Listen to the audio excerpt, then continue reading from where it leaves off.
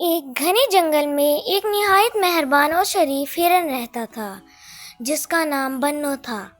بنو کی مددگار اور خوش اخلاق طبیعت کی وجہ سے جنگل کے سبھی جانور اس کے گرویدہ تھے۔ وہ ہمیشہ دوسروں کی مدد کرتا، ان کے دکھ سکھ میں ساتھ رہتا اور سب کے ساتھ شفقت سے پیش آتا تھا۔ اسی وجہ سے سب جانور اس پر بھروسہ کرتے تھے اور اسے اپنا بہترین دوست مانتے تھے۔ ایک دن خبر آئی کہ جنگل کے بادشاہ شیر بیمار ہو گیا ہے اور شاید اب وہ زیادہ دن زندہ نہ رہے۔ جنگل کے جانور پریشان ہو گئے کہ اگلا بادشاہ کون بنے گا۔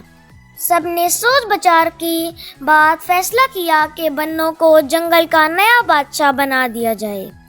بنو نے پہلے تو تھوڑا حیرانی ظاہر کی، مگر سب کے اصرار پر اس نے بادشاہ بننے کی حامی بھر لی۔ شروع میں بنو نے واقعی ایک بہترین بادشاہ کی طرح انصاف کیا اور سب کے ساتھ محبت شفقت سے پیش آیا، مگر کچھ عرصے بعد اس کا رویہ بدلنے لگا۔ اب وہ دوسروں کے حصے کا پانی اور خوراک خود لے لیتا اور ان کے لیے کم چھوڑتا۔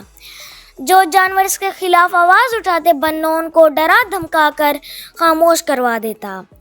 وقت کے ساتھ ساتھ جب جانوروں کو بنو کی اصلیت کا اندازہ ہونے لگا، ایک دن ایک چھوٹے خرگوش نے جرأت کر کے بنو سے پوچھا کہ وہ کیوں اتنا بدل گیا ہے۔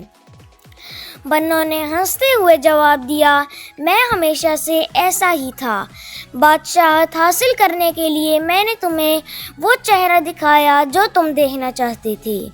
یہ سن کر سب جانور حیران اور دکھی ہو گئے۔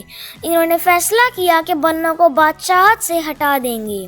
یوں بنو کی چالاکی اس پر الٹی پڑ گئی اور اس کا اصلی چہرہ سب کے سامنے آ گیا۔